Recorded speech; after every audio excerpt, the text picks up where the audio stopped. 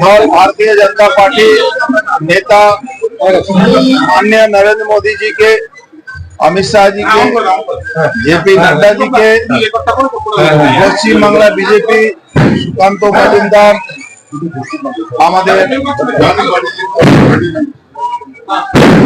Suvendu Adhikari opposition leader, আমাদের ওজিএস অমিতাভ চক্রবর্তী মহাশয়কে, আমাদের অল ইন্ডিয়া ওজিএস আমাদের দলের প্রত্যেকটা কর্মী সদস্য সবাইকে অভিনন্দন জানাচ্ছি। দল আমার উপরে বিশ্বাস রেখে আমাকে দায়িত্ব দিয়েছে। প্রত্যেকটা কর্মী জেলা সভাপতি থেকে নিয়ে সমস্ত মোর্চা সভাপতি থেকে নিয়ে মোর্চা এক একটা কার্যকর্তা থেকে নিয়ে মহিলা সদস্যদের থেকে নিয়ে প্রত্যেকটা কার্যকর্তা, এখানকার মানুষ তারা চেয়েছিলেন ব্যারাকপুর থেকে আমি প্রার্থী হয়ে লড়ি, তাদের আশীর্বাদ নিয়ে লড়বো। আর নিশ্চিতভাবে যেভাবে 2019-এ জয় দিয়েছিল মানুষ আমাকে, তার থেকে অনেক বেশি মার্জিন নিয়ে এবার জয় সুনিশ্চিত করব। প্রত্যেকটা মানুষের দরবারে যাব।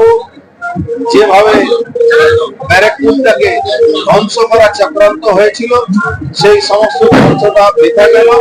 আবার আমি সমস্ত যারা নেতৃত্ব কর্মী সবাইকে অভিনন্দন জানাচ্ছি।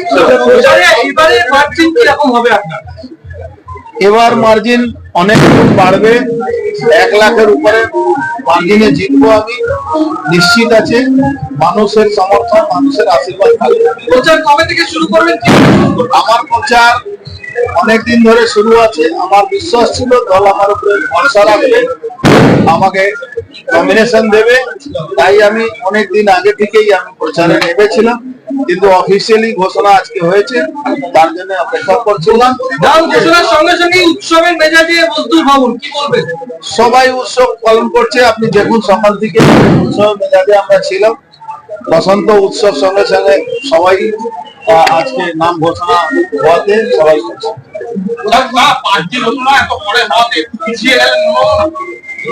দেখো, রাজনীতিতে যারা মানে ভোটের সময় রাজনীতিতে নামে তাদের জন্য সমস্যা আছে। আমরা 24/7 রাজনীতি করার লোক, আমরা মানুষকে সঙ্গে সবসময় থাকি। এই জন্য আমাদের জন্য ভোট কালকে হোক আজকে হোক সেটা কোনো সমস্যা নেই।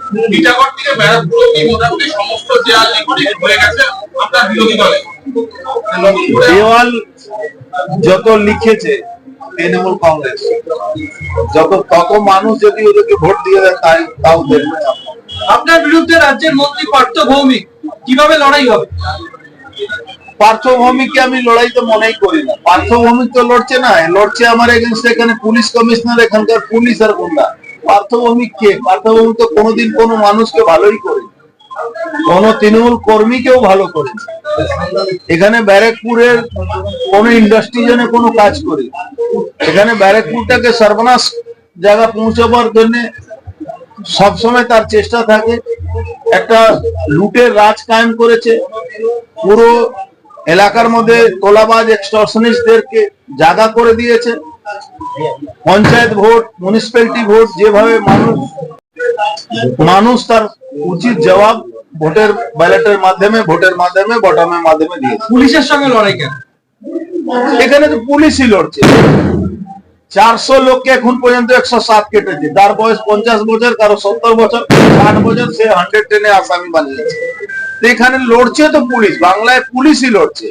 বাংলায় তৃণমূলের কর্মী আর তৃণমূল সমস্ত যারা পুরনো কর্মী দীর্ঘদিন ধরে সিপিএম এর বিরুদ্ধে যারা লড়াই করেছিল তাকে ঘরে ঢুকিয়ে দিয়েছে।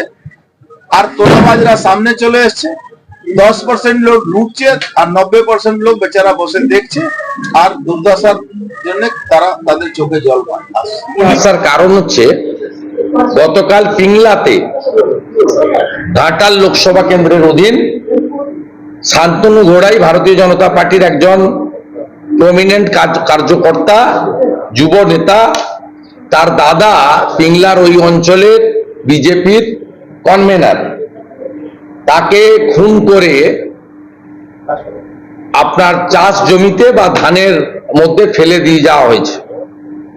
আমাদের ওই লোকসভার প্রার্থী বর্তমান বিধায়ক হিরণ চট্টোপাধ্যায়ের নেতৃত্বে এবং ঘাটাল সাংগঠনিক জেলার বিজেপি তরুণ সভাপতি তন্ময় দাসের নেতৃত্বে গতকালও বিক্ষোভ হয়েছে। প্রথম তো এফআইআর নিতে চাইছিল না, পরবর্তীকালে সকলের প্রেসারে এফআইআর নিয়েছে। আজকে পোস্টমর্টম হয়েছে, আমরা এখনো রিপোর্ট পাইনি, এবং সরাসরি এই ঘটনাটাকে আত্মহত্যা বলে চালানোর চেষ্টা হচ্ছে। ওইভাবে আত্মহত্যা করে কেউ ধানের মধ্যে পড়ে থাকে, ছবি দেখলে কেউ বুঝতে পারবে। স্বাভাবিকভাবে এই হত্যা লীলা পশ্চিমবঙ্গের যে পরম্পরা, পশ্চিমবাংলার অত্যাচারিণী শাহজাহানের পিসি বা মাসি বা দিদি যাই বলুন, মমতা ব্যানার্জি, তার নেতৃত্বে শুরু হয়ে গেছে। আপনারা এর আগের দিন দিনহাটায় দেখেছেন কিভাবে আমাদের প্রার্থী এমওএস তার গায়ের উপরে রাজ্যের একজন মন্ত্রী গিয়ে ঝামেলা পাকাচ্ছেন। সেদিন নিশীথ প্রামাণিকের, সুকুমার রায় জেলা সভাপতি বিধায়ক, তার প্রোগ্রাম ছিল ইলেকশন কমিশনের অনুমতি নেওয়া, আর উদয়ন গুহর কোনো অনুমতি ছিল না।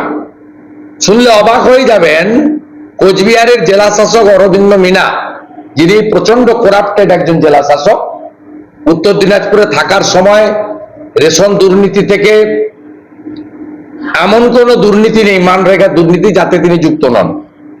সেই অরবিন্দ মিনা হোয়াটসঅ্যাপ কল করে আমাদের 5টা ভিডিও আমাকে বলেছে যে কেবলমাত্র বিজেপির ক্ষেত্রে সুবিধা পোর্টাল মেনটেন করবেন, ফ্ল্যাগ ফেস্টুন পতাকা সরকারি জায়গায় থাকলে সরাবেন, তৃণমূলকে টাচ করবেন না। তৃণমূল যদি সুবিধা পোর্টালের অ্যাপ্লিকেশন না করেও কোনো কর্মসূচি করে, সেখানেও কিন্তু তৃণমূলকে কোনো ডিস্টার্ব করবেন না। এই টাইপের অর্ডার অরবিন্দ মিনা ভার্বেলি হোয়াটসঅ্যাপ কলে দিয়েছে, তাই সেখানে এই ঘটনা ঘটেছে।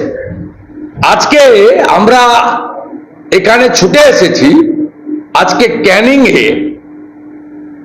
এর একটা জায়গায় ভারতীয় জনতা পার্টির একটা ছোট্ট কর্মী সভা ছিল প্রার্থী ডাক্তার অশোক কান্ডারিকে নিয়ে। 30-40 জন একটা জায়গায় মিলিত হতে চেয়েছিল। স্বাভাবিকভাবে একটা ঘরে মন্ডলের মিটিং হলে বাইরে 10টা পতাকা যে কোনো পার্টি করে, আমাদের লোকেরা সাধ্যমতো একটু পতাকা টতাকা টাঙাচ্ছিল। সেই পতাকা টাঙানোর সময় আরেকজন পশ্চিমবাংলার কুখ্যাত জঙ্গি বলবো আমি, এদের অন্য কোনো ভাষা প্রয়োগ করা যাবে না, এক্সট্রিমিস্ট বলা যেতে পারে, শওকত মোল্লা, ইনি সিপিএম এ থাকার সময় বহু বিরোধী কর্মীকে অত্যাচারিত করেছেন, পরে তৃণমূলে আসার সময় একই ধারা অব্যাহত রেখেছেন। ও শাহজাহানের আরেকটি মডেল, তার নির্দেশে হোসেন শেখ বলে একজন কুখ্যাত গুন্ডা, তিনি সেখানে ভারতীয় জনতা পার্টির মন্ডল প্রেসিডেন্ট সহ 20 জন কার্যকর্তাকে, মানে যতজন মিটিং এ এসেছিল, কিছু জন ছুটে পালিয়ে গেছে প্রাণ ভয়, আর বাকি যারা এসেছিল, যারা পতাকা লাগাচ্ছিল, প্রত্যেককে শারীরিকভাবে নিগ্রহ নয়, অ্যাটেম্প টু মার্ডার পর্যন্ত করার চেষ্টা করেছেন। 3 জনকে কলকাতার প্রাইভেট নার্সিংহোমে তুলে আনতে হয়েছে, তার মধ্যে 2 জনের অবস্থা আশঙ্কাজনক, আমরা ওখান থেকে প্রাইভেট নার্সিংহোমে মুভ করছি। এবং সেখানে অনুমতি নেওয়া প্রোগ্রামের উপরে এই হামলা হয়েছে। পোস্টাল ব্যালট, সিও আমাদের বলেছেন পোস্টাল ব্যালট ড্রপ করবেন ক্যামেরার সামনে সিএপিএফ এর উপস্থিতিতে, বাল্ক জমা দেওয়া এবারে হবে না। আমরা তারপরেও বলেছি, বিশেষ করে সরকারি কর্মচারী শিক্ষকরা রুখে দাঁড়াচ্ছেন, আমরা তাদের ধন্যবাদ জানাই। পুলিশ কর্মীরা রুখে দাঁড়াতে পারছেন না। কেউ কালিম্পংয়ে থাকলে সুন্দরবনে পাঠানোর ভয় দেখানো হচ্ছে, কেউ সুন্দরবনে থাকলে তাকে দার্জিলিং পাঠানোর ভয় দেখানো হচ্ছে, কেউ পুরুলিয়ায় থাকলে তাকে আলিপুরদুয়ারে পাঠানোর ভয় দেখানো হচ্ছে। তাদের কাছ থেকে পুলিশ ওয়েলফেয়ার বোর্ড নামক কার্যত মমতা ব্যানার্জির একটি শাখা সংগঠন আছে, তারা এই কাজটা করছে। আমরা আজকে দাবি করেছি এবং পরবর্তী সময় স্পেশাল অবজারভার নিয়োগ হলে যাব, দরকার হলে দিল্লিতে সিআইতে যাব, যে ভবানী ভবনে পুলিশ ওয়েলফেয়ার বোর্ডের অফিস 4 জুন পর্যন্ত তালা চাবি লাগিয়ে রাখতে হবে। পুলিশ ওয়েলফেয়ার বোর্ডের অফিস এবং এই শান্তনু সিনহা বিশ্বাস, তপন মাইতি আর বিজিতেশ্বর রাউত, এদের এই যে ব্যবসা চোর মমতার হয়ে, এই ব্যবসা বন্ধ করতে হবে এবং ওয়েলফেয়ারের ভবানী ভবনের অফিসে তালা লাগাতে হবে। না লাগানোর ব্যবস্থা করলে যা যা করার ভারতীয় জনতা পার্টি করবে। এবারে বিগত যা যা করেছেন পঞ্চায়েত ভোটে এবং 21-এর ভোটে গণনা পর্যন্ত আমরা ছাড়ব না। অন্যদিকে আমাদের স্পেসিফিক সম্ভব নয়, সবটাই অসম্ভব। বিরোধী দলনেতাকে প্রত্যেকটা সেশনে সাসপেন্ড করে বাইরে রাখাও যদি সম্ভব হয়, এটাও সম্ভব। শান্টু পানকে ক্যামেরা ভিডিও সহ কলার ধরে হিচকে তুলে নিয়ে যাওয়া যদি সম্ভব হয়, এটাও সম্ভব। প্রকাশ সিনহার বাড়িতে জামা কাপড় লুটকো যদি করা যায়, এটাও সম্ভব। সুমন দেখে 9টায় নোটিশ দিয়ে 11টার মধ্যে সন্দেশখালী থানায় আসুন, এটাও সম্ভব।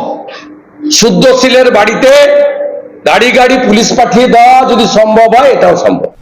বিজেপি এবারের বিজেপির যা প্রস্তুতি, this is too early for the next election. BJP আজ এই মুহূর্তে আপনাদের সঙ্গে যখন কথা বলছি, 24 তারিখ দুপুরে প্রার্থী তালিকা প্রস্তুত করতে পারেনি এখনো। হয় প্রার্থী পাচ্ছে না, সেটাও দেখা যাচ্ছে, না হলে তাদের মধ্যে গোষ্ঠীদ্বন্দ্ব। আদি বিজেপি বনাম তৎকাল বিজেপি, দিলীপ বিজেপি বনাম সুকান্ত বিজেপি, তার মধ্যে আবার সিবিআই থেকে বাঁচতে যাওয়া বিজেপি, এই দিয়ে একটা ছত্রখান অবস্থা। একে তো নীতির লড়াইতে পিছিয়ে গেছে, রোটিয়া কাপড়া ওর মাকানে নেই, বাংলার প্রতি বৈষম্য, প্রতিহিংসা, বাংলার সম্মানে আঘাত করা, তার সঙ্গে উন্নয়ন, এবং বিজেপি ক্যান্ডিডেট খুঁজে পাচ্ছে না। এখন জোড়াতালি দিয়ে এদিক ওদিক থেকে এনে একটা জোড়াতালির ক্যান্ডিডেট হয়তো যদি রাখেও, কিন্তু that will be too early for the next election, not for the coming election.